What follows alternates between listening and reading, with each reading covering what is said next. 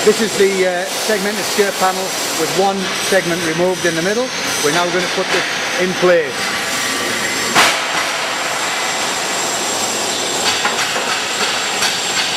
We offer it up and we put the... don't worry about me, you carry on. So we put the bolts in either side.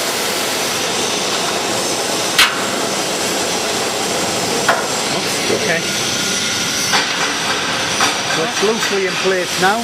Now all we do is we tighten the bolts up and the job is done. We're tightening the bolts up now to get it in place. As we can see, we just got to hold these.